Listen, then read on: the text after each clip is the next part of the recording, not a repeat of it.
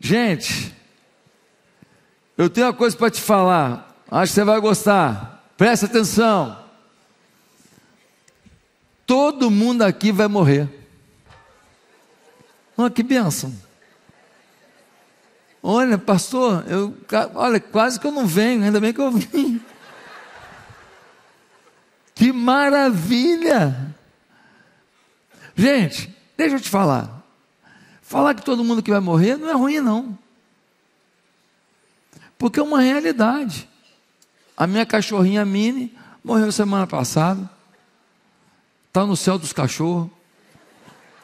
A Mini... A Mini morreu. O céu dos cachorros não é teologia, não. É brincadeira, tá? Já vem alguém falando assim, o pastor defendeu o céu dos cachorros. A Mini morreu semana passada. Estava com 17 anos. Já estava meio debilitada. Mas deixa eu te falar, essa semana eu estava dando um curso para pastores em Alphaville, São Paulo. Sexta-feira de manhã eu tomei café com o irmão da nossa igreja lá de Alphaville. Fui para o aeroporto, ele foi para a academia, malhou, treinou. De tarde a mulher dele me liga, ele infartou. Como o trabalho dele era próximo do hospital, ele foi logo, foi atendido, já está bem. Mas o médico disse que uns 20 minutos a mais, ele não teria uma história boa para contar. Em São Paulo, você tem engarrafamento o tempo inteiro. São Paulo tem engarrafamento dentro de padaria. Então, se ele estivesse no meio de um trânsito de São Paulo e isso acontecesse, 20 minutinhos, talvez tivesse morrido. Por isso que a gente precisa entender que a morte chega sem avisar. E não adianta falar, que horror, pastor, vamos falar de vida, vamos falar de coisa boa. Não, tem que falar da morte sim. Porque quando fala da morte, você entende que você é finito, então você começa a ter a oportunidade de viver a vida de maneira mais sábia. Já que a situação da morte é irreversível. Já que você não tem como evitá-la para sempre, você então precisa entender como que lida-se com essa situação, como que a gente age diante dessa realidade. Nós vamos morrer, ou Jesus vai voltar, ou um ou outro. E aí, a Bíblia, na sua sabedoria, ela nos mostra o que importa quando o fim chega. E esse é o tema da mensagem de hoje. O tema da mensagem de hoje é o que importa no fim da vida.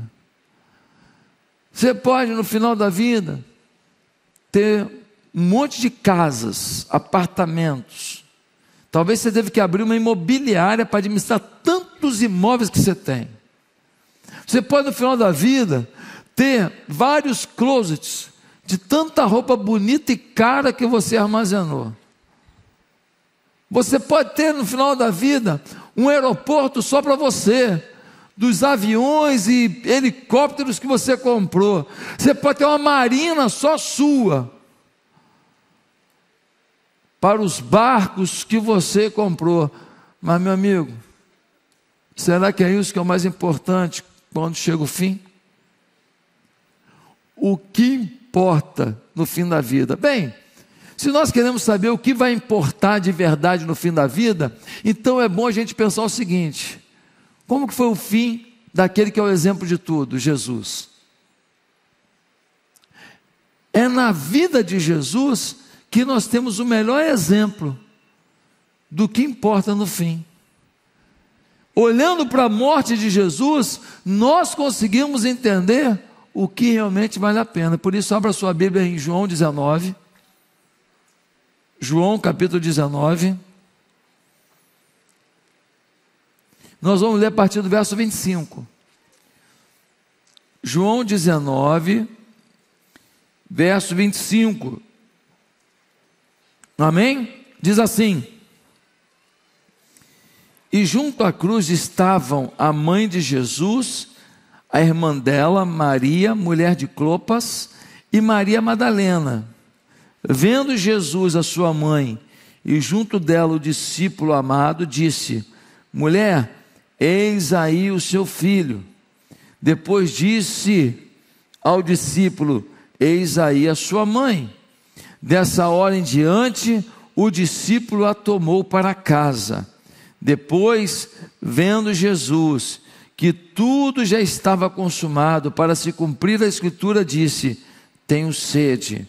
Estava ali um vaso cheio de vinagre, embeberam de vinagre uma esponja, e fixando-a num caniço de isopo, aproximaram a esponja da boca de Jesus. Quando Jesus tomou o vinagre, disse: está consumado. E inclinando a cabeça, entregou o Espírito. Esse é o quadro da morte de Jesus. E a morte de Jesus nos ensina o que importa no fim da vida. E a primeira coisa que a gente vê no fim da vida de Jesus na terra,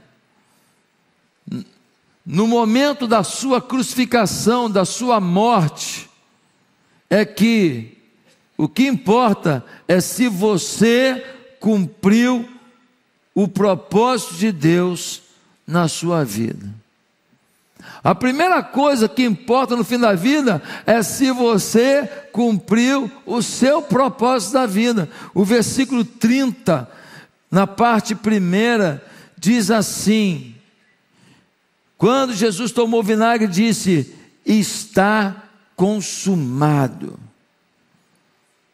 O que significa isso? Jesus está dizendo: Pai, fiz o que tinha que fazer, cumpri o meu propósito, realizei o projeto do Senhor para a minha vida. Ei, por que você mora onde mora? Por que você trabalha onde trabalha? Por que você conhece quem conhece? Por que você frequenta os lugares que frequenta? Por que você joga bola onde joga? Por que você treina onde treina? Por que você passou pelas lutas que você passou? Por que você enfrentou as dificuldades que você enfrentou? Eu não estou dizendo que Deus quis que você passasse por tudo que você enfrentou, mas eu estou dizendo que tudo na sua vida corrobora para um projeto, para um destino, para um propósito de Deus na sua vida. Ah, mas o meu pai me maltratou. Ah, mas eu passei dificuldade. Ah, mas eu fui rejeitado por muita gente. Ah, mas eu fui motivo de bullying.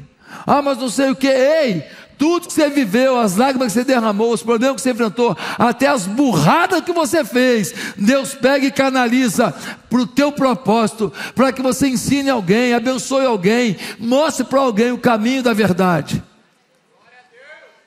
Deus tem um propósito. Você não está de fora disso. Pastor, quem sou eu? Eu sou uma mulher, não sei fazer nada. Você não sabe fazer nada? Não, pastor, eu nem estudei direito.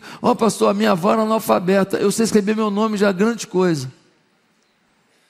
Então você acha que você não pode ter um propósito grande? Não. O que você faz? Eu só fico em casa. Eu arrumo a minha casa. Eu cozinho lá em casa. Você sabe cozinhar? Sei. Sabe fazer bolo? Sei. Sabe fazer bolo de milho? Sei. Sabe derreter uma goiabada na panela para jogar em cima da broa de milho? Sei também, pastor. Nossa, que ministério grandioso. Como assim, pastor? Por que você não faz o chá do amor? Toda semana você faz um bolo, chama as amigas gulosas, você faz um chá com um bolo, cada semana você faz um sabor. Elas ficam curiosas para saber se vai ser de coco, se vai ser de milho, se vai ser com caldo de goiabada, se vai ser com caldo de coco, se vai ser com caldo de chocolate, com caldo de Nutella. E aí você faz lá aquele bolinho, elas vêm, qual é o bolo de hoje, tal, naquele ambiente gostoso. Você fala, vamos orar, e você ensina elas a orar. E você fala, gente, esse momento para aqui do chá do amor é um momento para a gente sentir o amor de Deus. Alguém tem algum pedido de oração? Nós vamos pedir que o amor de Deus traga um milagre para a gente. E toda semana você tem um caderninho e cada uma faz o seu pedido e vocês oram para cada pedido respondido, vocês dão ok. Vocês dão ok dizendo, Deus respondeu, e vocês vão naquele caderninho de oração, clamando a Deus, e as amigas fazendo amigas, e mais amigas chegando, e daqui a pouco alguma fala assim, nossa fulano, fica pesado para você fazer os bolos todos, a gente pode ajudar? Pode, se vocês quiserem doar alguma coisa, vocês podem doar, mas eu faço o bolo, que eu faço com muito amor. Se precisar fazer 8 bolos, eu faço 8 bolos. Eu faço, que é um prazer receber aqui. O chazinho do amor. Ei, tem gente que tem capacidade para pregar para a multidão e não faz nada. Tem gente que acha que não tem competência nenhuma, mas dentro da sua casa, num chazinho do amor, está levando pessoas ao Evangelho de Jesus Cristo, a bênção do Senhor, a uma mudança de vida, a uma experiência com a oração. Você não pode fazer nada? Mentira. Mentira. Ah, pastor, eu sou patrão. Por que você é patrão? Eu não misturo as coisas, pastor. Eu não misturo. Ah, você não mistura não. Mas os comunistas que dão aula para o seu filho misturam, tá? Mas as pessoas que querem destruir a família, misturam. Mas os políticos mal intencionados, tem bom também, mas a maioria que é mal intencionado, mistura. Só você que não mistura, você é o bonzão. Para falar da glória de Deus, do amor de Jesus, você não mistura. Mas para falar de Satanás, eles misturam. É por isso que a Bíblia diz que os filhos das trevas são mais prudentes do que os filhos da luz, muitas vezes. Meus queridos, como que vai ser o fim da vida? O que importa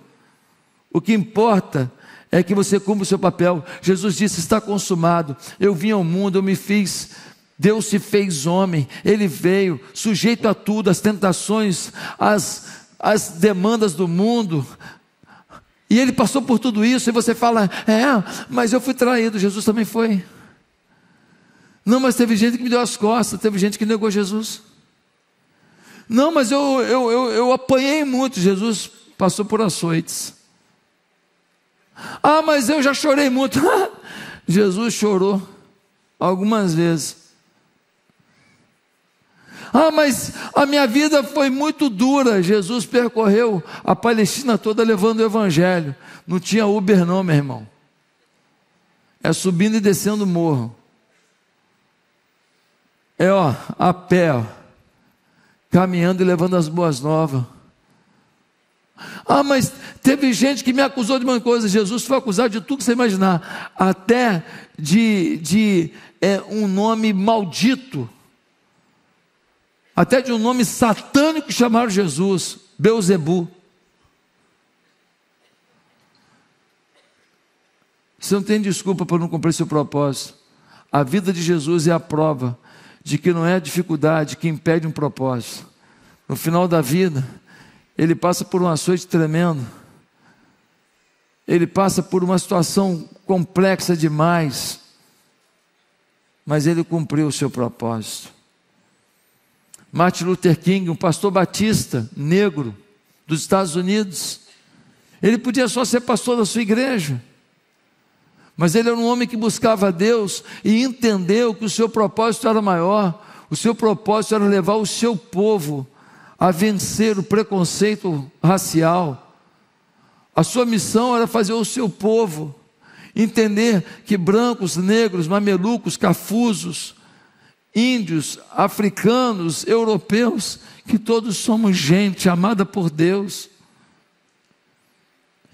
E ele levanta a bandeira antirracial, e você já deve ter visto um trecho do grande depoimento dele, quando ele fala, I have a dream, eu tenho um sonho, de que as minhas filhas não sejam julgadas pela cor de sua pele, mas pelo caráter que carregam. Talvez você diga, mas Martin Luther King, ele morreu por causa desse propósito, ele morreu. Mas ele poderia dizer na sua morte, está consumado.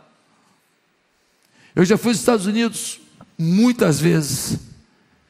Não tem um estado americano que eu vá, que eu não encontre, toda vez que eu vou aos Estados Unidos, uma rua Martin Luther King, ou uma avenida Martin Luther King, ou um centro comercial Martin Luther King, ou uma exposição no metrô Martin Luther King, ou um museu com coisas Martin Luther King. Amigo, esse homem marcou a história do seu país, deixou um legado para o mundo, mostrando que as pessoas não podem ser julgadas pela cor da pele, mas pelo caráter, pela dignidade, pela integridade, pelo amor que revelam. E você está cumprindo o seu propósito? Você sabe qual é o seu propósito? Você acha que vir à igreja no domingo, assistir um culto, cumprir o propósito? Ei! Você acha que ganhar o seu dinheiro, pagar suas contas, cumprir o seu propósito? Você acha que cuidar dos seus filhos, da sua mulher, do seu marido, cumprir o seu propósito? Não! Deus tem algo maior e Ele espera por você para que isso aconteça. Talvez vai ser liderar um grupo pequeno. Talvez vai ser liderar uma multidão. Talvez vai ser um trabalho com crianças órfãs. Talvez vai ser algum trabalho com os meninos do sinal. Talvez vai ser um trabalho dentro de uma comunidade violenta. Talvez vai ser um trabalho no consultório médico. Ou quem sabe numa sala da faculdade que você frequenta. Qual é o seu propósito?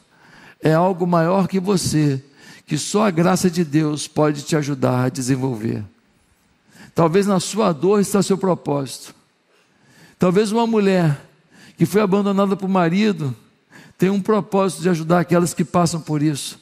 Talvez uma mulher que teve um filho com câncer, talvez ela vai ser o resgate da vida de muitas famílias que o filho está no câncer.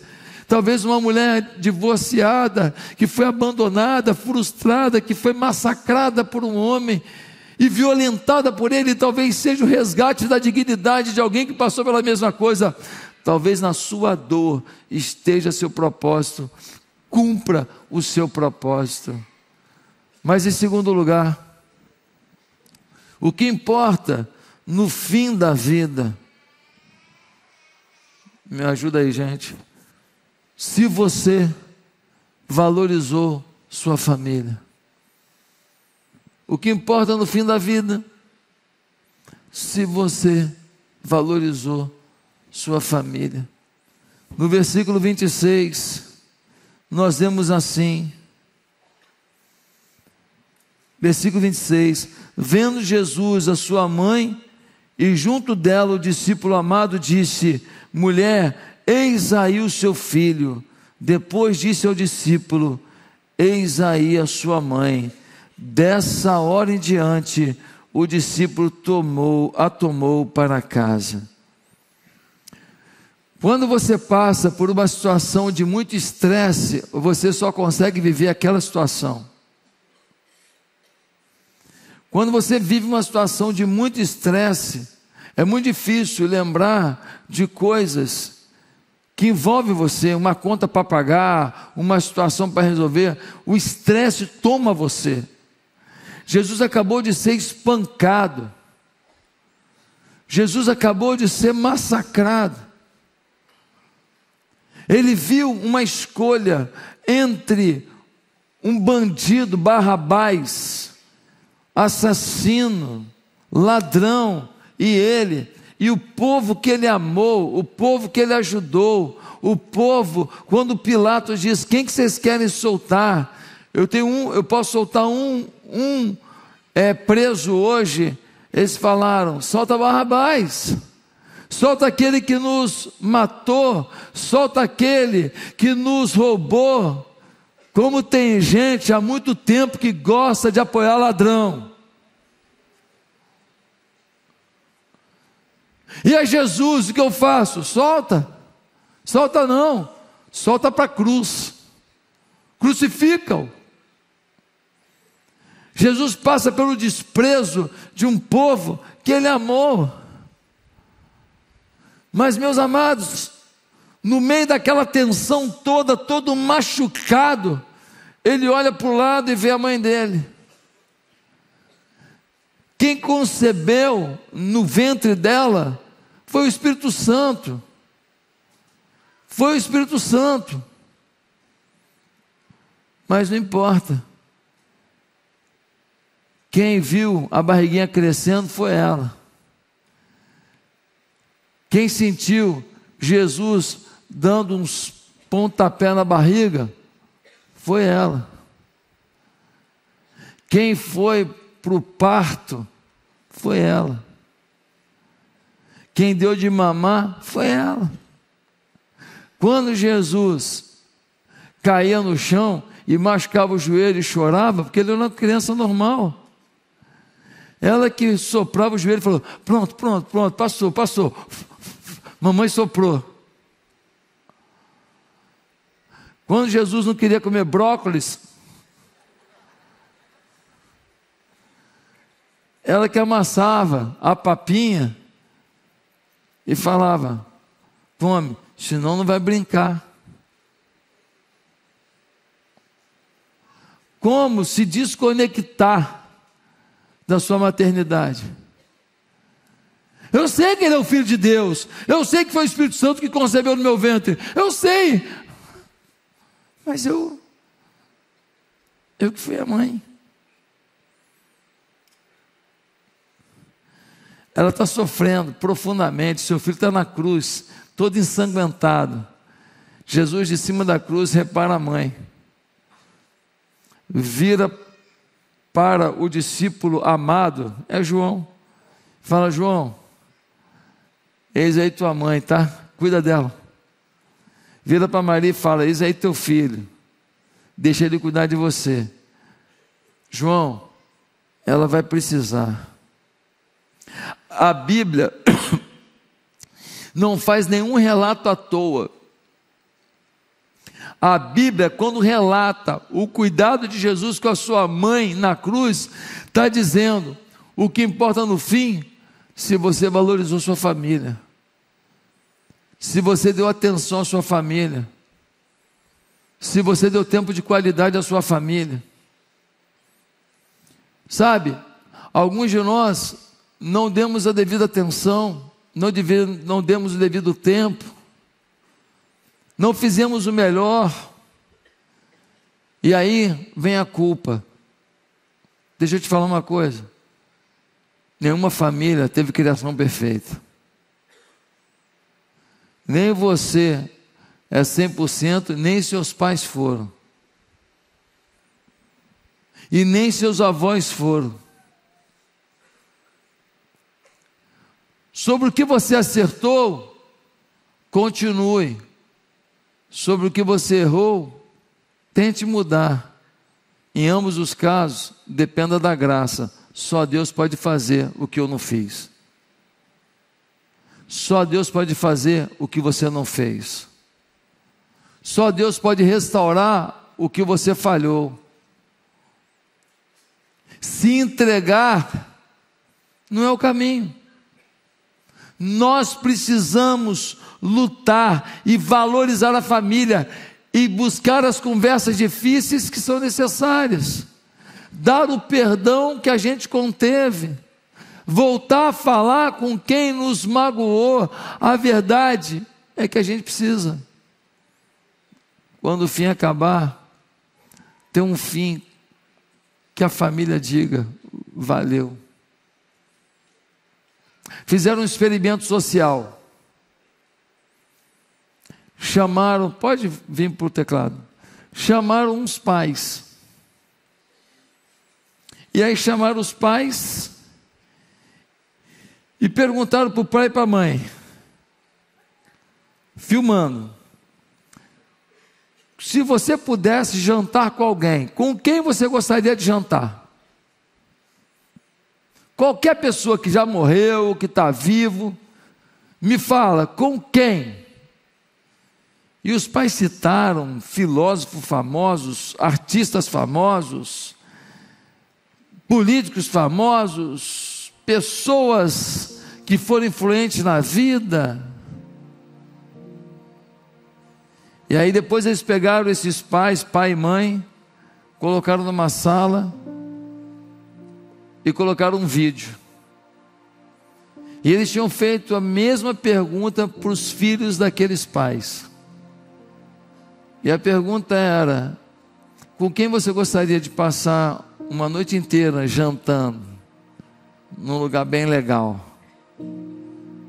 E todas as crianças disseram: com o papai e com a mamãe. Com o papai e com a mamãe. E o outro: papai, mamãe. As lágrimas tomaram o rosto daqueles pais. E eles perceberam que no mundo inteiro, com tanta gente influente, poderosa, que no fundo, os heróis, as pessoas mais importantes para os seus filhos, eram eles. E que tempo deles era o que eles mais valorizavam.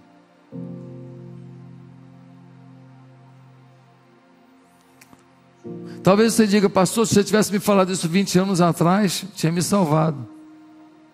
Se você tivesse me falado isso 30 anos atrás, tinha me salvado. Ei, você nunca vai restaurar alguma coisa que você tem culpa para tratar com ela.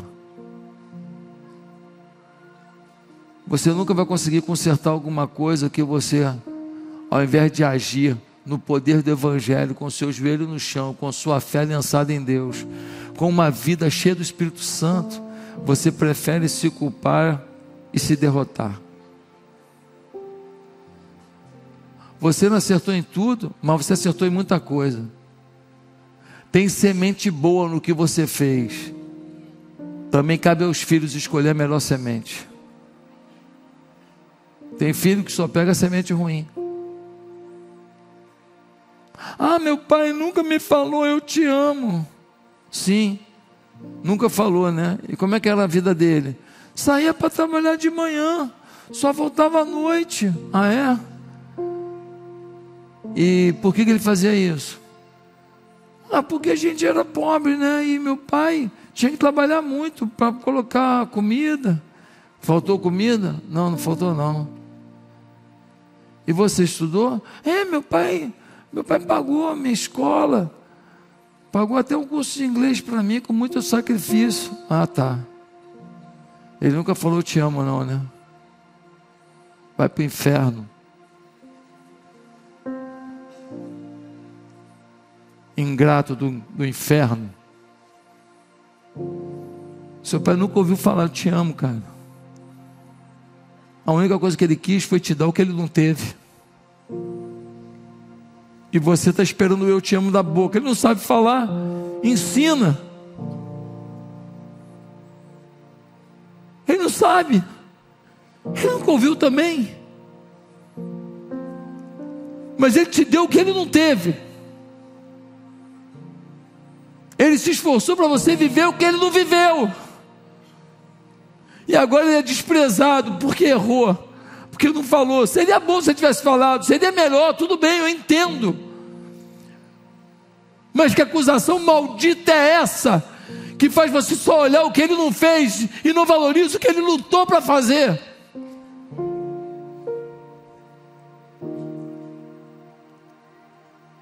O que importa no fim de tudo, se a família teve o devido lugar no seu coração.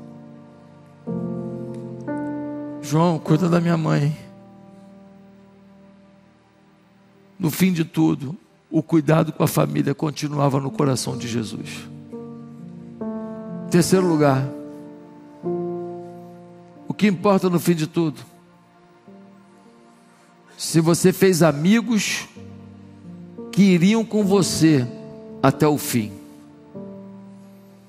Se você fez amigos que iriam com você até o fim. Olha o que diz o versículo 27. Diz assim o versículo 27: depois disse ao discípulo: eis aí sua mãe. Dessa hora em diante, o discípulo a tomou para casa. Quando Jesus foi preso, muita gente meteu o pé. Quando Jesus foi preso, muita gente, sumiu, amigo. Vai que sobra para mim. Vai que eu também sou preso. Vai que eu também sou crucificado. Eu não sei onde estavam os discípulos todos, mas um estava lá, aos pés da cruz, abraçado com a mãe de Jesus, dizendo: eu estou aqui.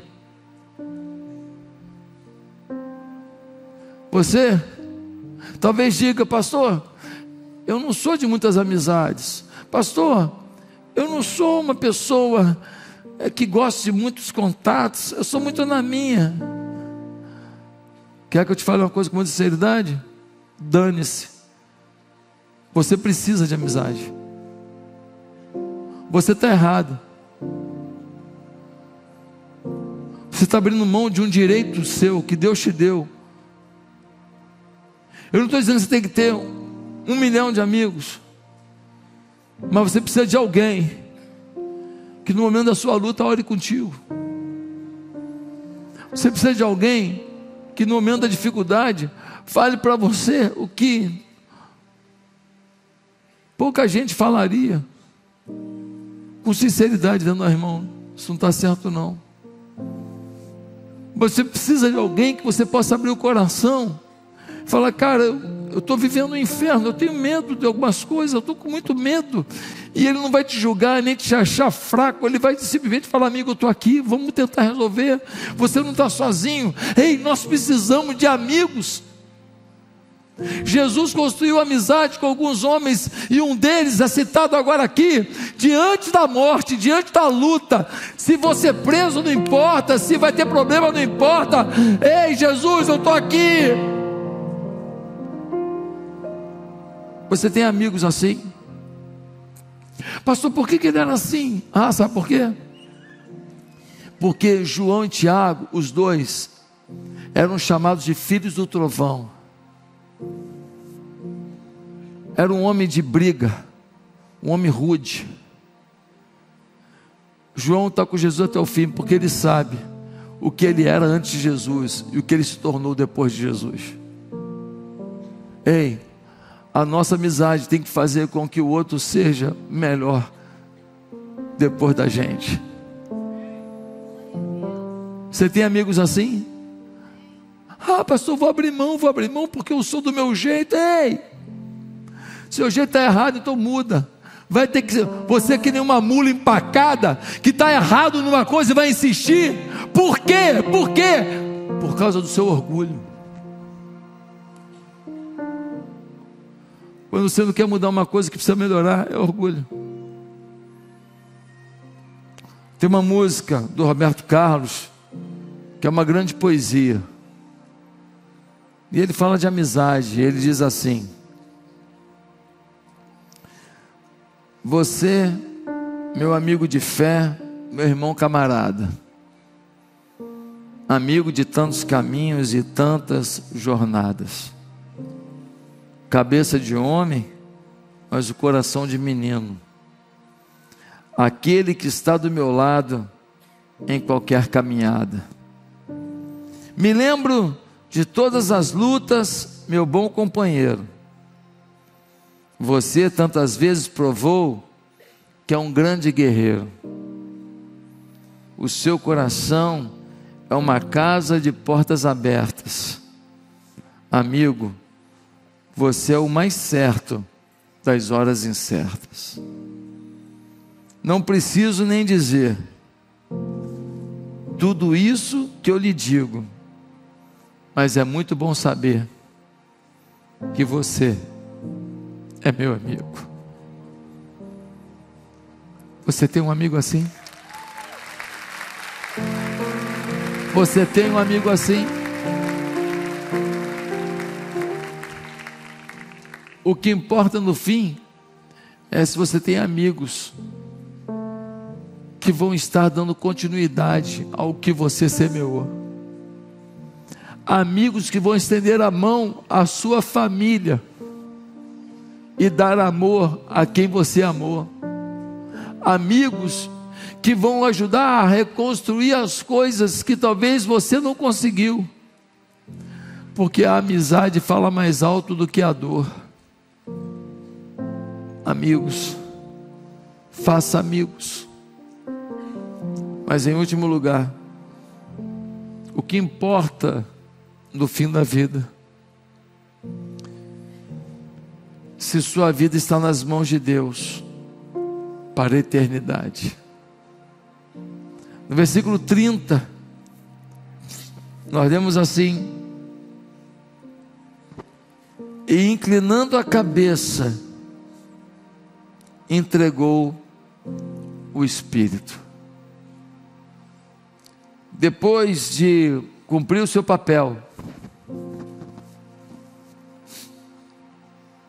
Jesus agora diz: está consumado. Inclina a sua cabeça e entrega o seu Espírito. Entrega a quem? Entrega ao Pai. Por que você diz isso, pastor? É simples. Um dia antes, ele está no Getsemane. Ele está no Getsemane. Ele sabe que vai ser preso e que vai morrer. E ele tem uma conversa com Deus, mais ou menos assim: Deus,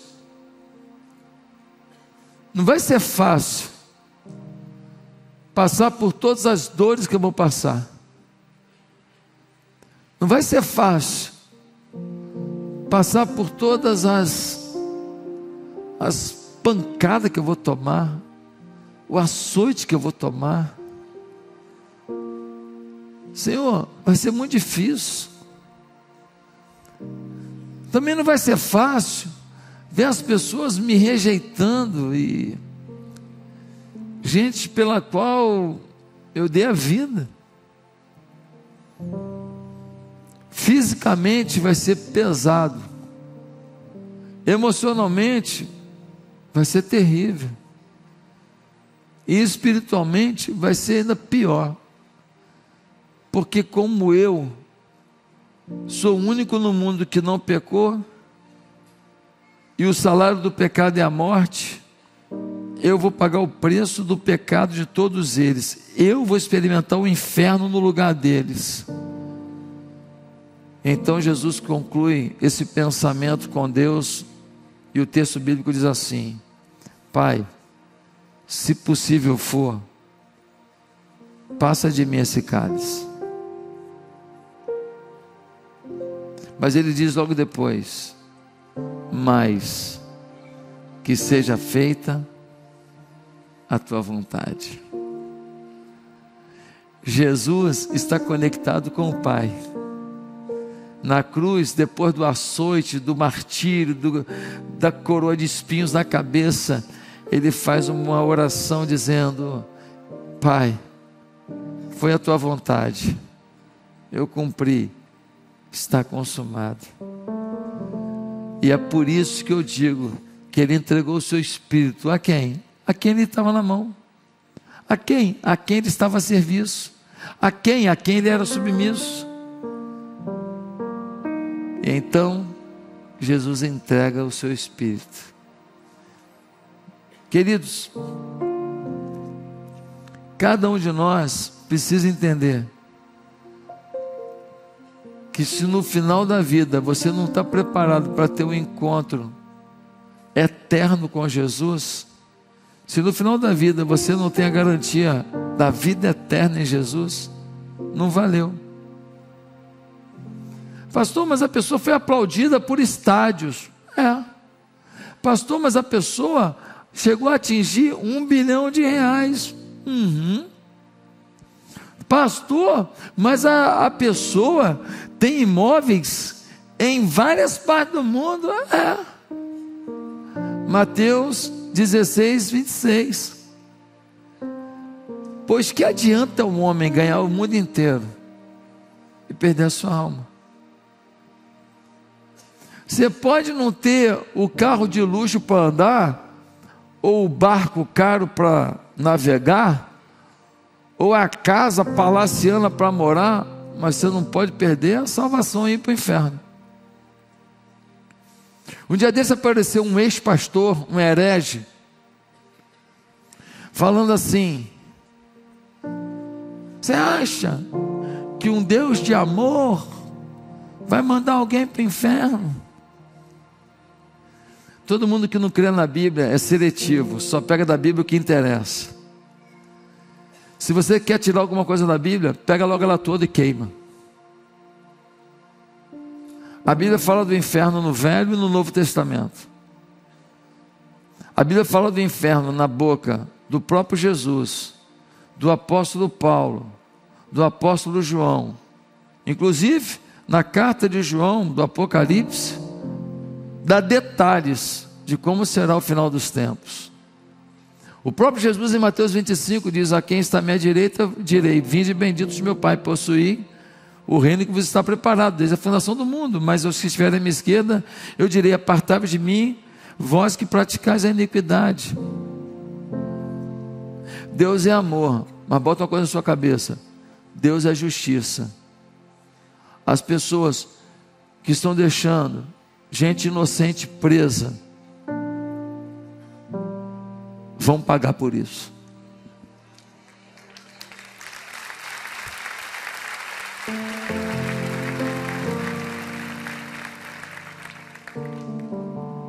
Deus é amor, a oportunidade está aí para viver o amor de Deus, mas Deus é justiça. E Ele diz: eu quero viver contigo, mas se você quiser viver longe de mim, você tem esse direito. Pastor, mas então se eu quiser eu posso ir para o inferno? Pode. Deus te dá tanta liberdade que até para ir para o inferno Ele te dá liberdade. Você não pode achar que vir para a igreja é o fim de tudo, que frequentar um culto é resolver o problema. Não, o que a Bíblia diz é que no final da vida, Jesus disse: Senhor, estou contigo, Pai, estou contigo. A eternidade está na vida de Jesus. A eternidade está na sua vida. Você já teve um encontro real com Jesus? Você já fez uma aliança com Jesus? Pastor, eu sou um homem muito organizado, um homem muito prático, um homem empreendedor. Deixa eu te falar uma coisa. Lucas capítulo 12 conta a história de um empreendedor incrível. O cara começou a ter uma produção muito grande, muito grande. O plantio dele estava se multiplicando, e aí ele fez um planejamento estratégico. Ele disse: olha, minha colheita vai ser grande, farei celeiros maiores para acumular toda a minha produção, e então terei armazenado muita coisa. E então esse homem disse assim: então terei em depósito muitos bens para muitos anos, e direi à minha alma: alma, cansa, descansa, come, bebe, folga. Esse homem está achando que o seu plano de vida vai lhe dar tranquilidade. E aí Deus fala com ele: louco, essa noite te pedirão a tua alma, e o que tens preparado, para quem será? Cada um de nós precisa viver a melhor vida possível, mas cada um de nós precisa estar consciente de que a morte é uma realidade. Por isso, viva bem. Por isso, viva sabiamente. Por isso, que no fim da vida, você tenha cumprido o seu propósito. Por isso, que no fim da vida, você tenha valorizado a sua família. Por isso, que no fim da vida, você tenha amigos dispostos a ir com você até o fim. Por isso que no fim da vida, você tenha tido uma experiência pessoal de entregar sua vida a Jesus. Ele venceu a morte. João 20 diz que ele ressuscitou. Os discípulos estavam com medo, estavam assustados, mas alguma coisa aconteceu, porque todos eles saíram das casas e foram para o meio do povo pregar, correndo risco de vida. Alguns foram presos, mortos à espada, crucificados, todos tiveram uma vida difícil, mas eles não paravam. Alguma coisa tirou o medo deles, eles viram Jesus ressurreto.